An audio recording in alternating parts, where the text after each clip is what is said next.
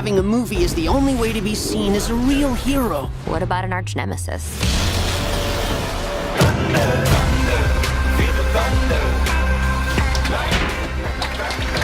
Stop right there!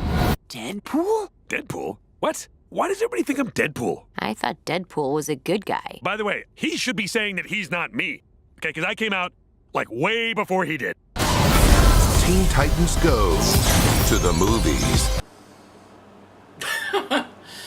Oh, man. All right, so this is the spoiler version of Teen Titans Go to the Movies. The spoiler version. If you haven't seen this movie, check out the non-spoiler. It's in the link down below. Otherwise, I'm going to do my best to cover it all. It's not the worst movie ever. It's really not. It doesn't need all the hate that people give it. However, it's unnecessary. There was no need to make the movie. I really feel like the movie was made just to alleviate from the other superhero movies, just to bring out the fact that, hey, we're not always so intense. And I think that's going to be a lot of the comments from people, is it's going to be a fun DC movie. All right, can we make one thing clear? If you want fun, happy, colorful superhero movies, Marvel. If you want movies that are more serious and more in-depth with emotion, then I would say DC. DC, it's more of a thinker than it is more of a, hey, look at this cool action move. I know that's not really much to say, but that's why I always liked the DC comics, is because it was more grounded. They dealt with more personal problems. That's not to say that Marvel didn't have the same thing. I mean, Spider-Man was the first hero to actually deal with someone on drugs, whatever drug that might have been in that one issue, but he dealt with it. So let's go back to the tangent and back to the subject that I was talking about. Teen Titans Go to the Movie. Spoiler version.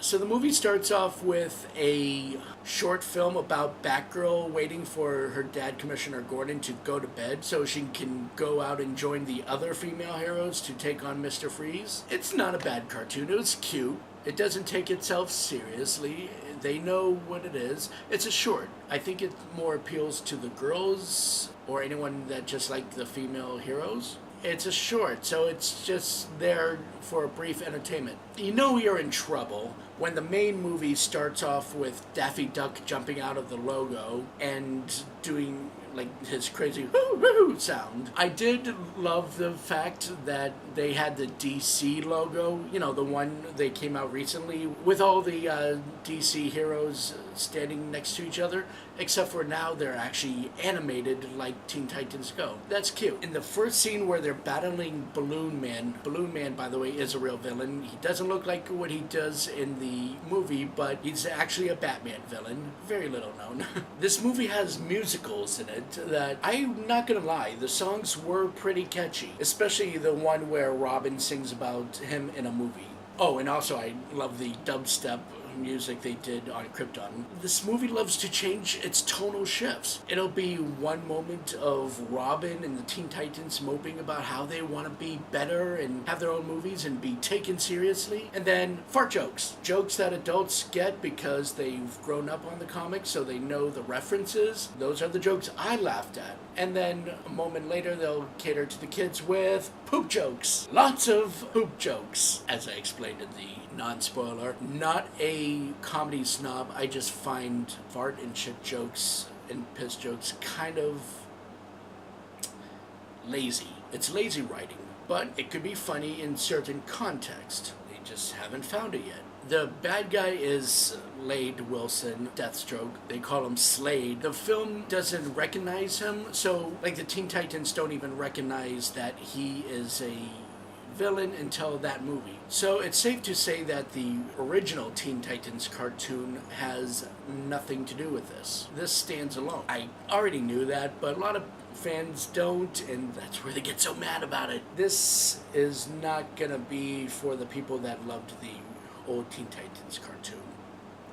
And I kind of have to agree with that. But in some ways, in the old Teen Titans cartoon, the series had its goofy moments too. Like really far out there, childish, goofy moments. But anytime there was a villain on screen, things were real. The villains never cracked jokes. Slade on the show never cracked jokes. Things got real. By the way, I do find it very insulting that they did not have Ron Perlman provide the voice of Slade, as they got everyone else to provide their own voices as they did before. They replaced Ron Perlman with Will Arnett because funnier voice. But then again, I can't see Ron Perlman actually cracking the same jokes either. And I enjoyed the inside jokes, like the little jokes that you have to look real closely at. Like in the background, you see a Superman movie poster and Superman has a mustache. That's a little callback to the Justice League movie where the actor's mustache was digitally removed and it looked silly, blah, blah, blah. I didn't have a problem with it until someone pointed it out, and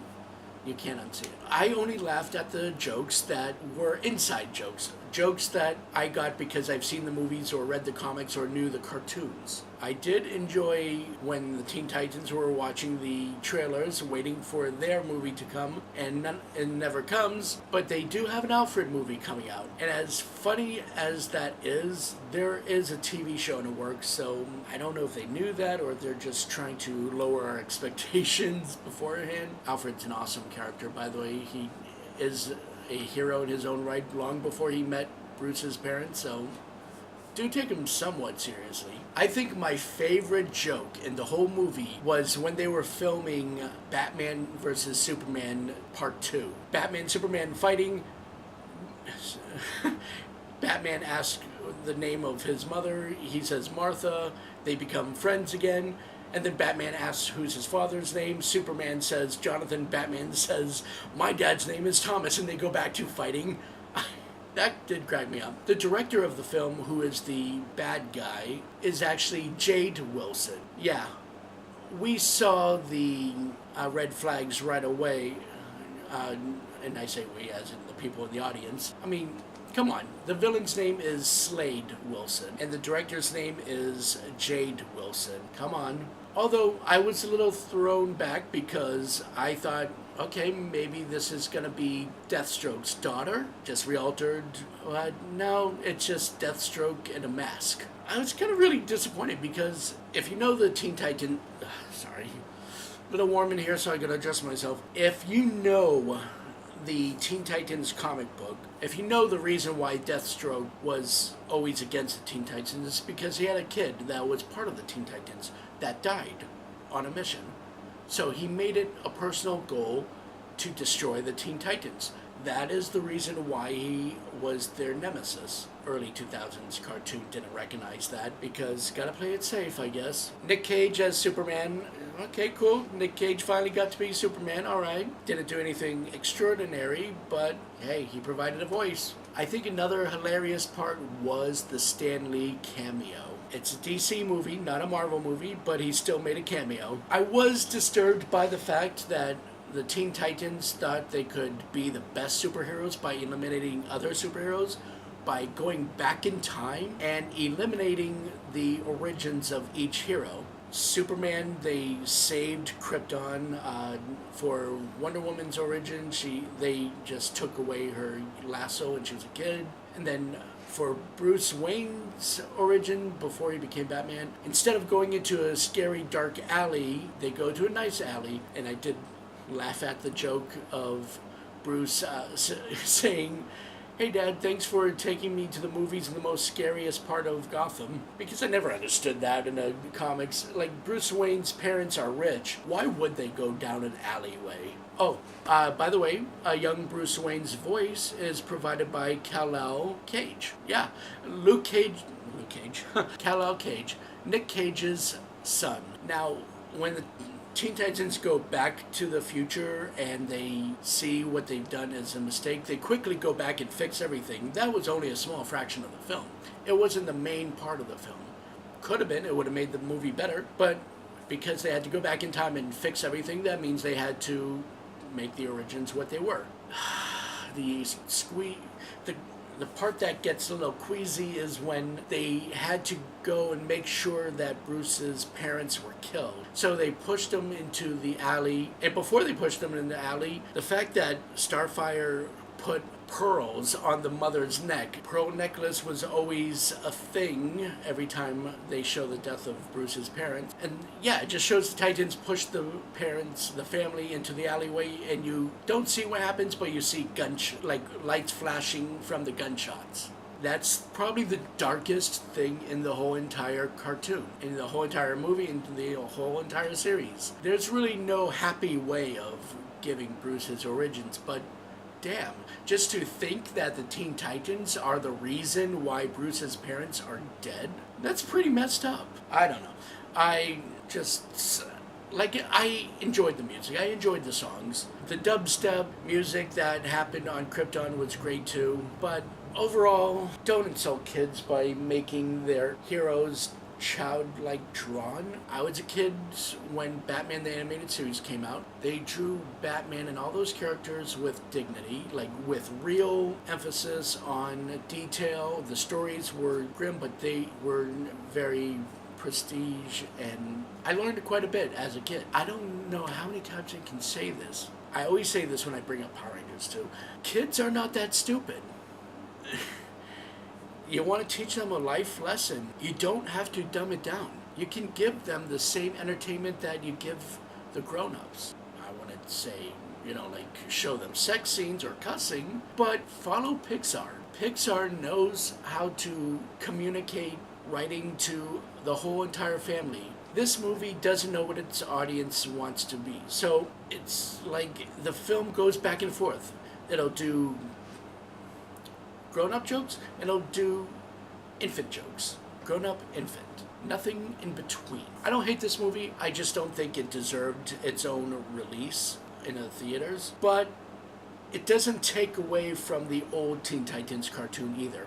See, the reason why people flip out about this cartoon coming on is because people would rather have seen the regular Teen Titans cartoon and have that continue. And it wouldn't be so bad, but in the last season, they had this build up, and in the two-parter, the villains were all defeated. It could have ended right there and it would have been fine. But then they decided to tack on an episode where Beast Boy comes across the long-forgotten and thought dead Terra. But now Terra doesn't remember anything, just ends with her being lost. It's a very depressing ending of a series. If, say, they had taken that episode and put it in front of the two-parter where the Teen Titans had defeated all the bad guys, then alright, fine. It's not a big deal because it's a hanging plot thread, but we would have dealt with that. I guess, though, you can't be too mad because the regular Teen Titans cartoon actually did get a movie.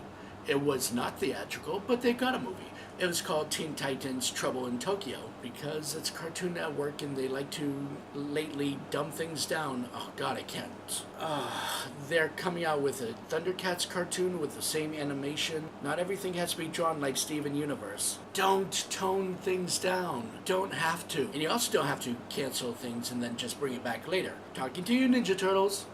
You don't have to cancel a show at its peak of success just so you can bring back a newer cartoon, a whole different thing just to start a franchise all over. I don't have much more to say about this. Teen Titans Go to the movies. You don't have to go to the movies for this. Wait for it to go on DVD or Blu-ray or on stream, or I have a feeling someone's going to upload it on YouTube anyway, so just wait for it then. If you do watch it, you're gonna enjoy some of the jokes if you want to burn an afternoon. And a few brain cells. I did feel like my mind was dying a little bit in some scenes, but it's a very childish cartoon movie. And I mean childish, they don't even behave like they did on the regular Teen Titans cartoon. Even Raven, who is supposed to be the jaded, dark one, she has the same behavior as the other Teen Titans in Teen Titans Go. I don't know what they're wanting to do with. The only time I've seen Teen Titans done well is it was good for the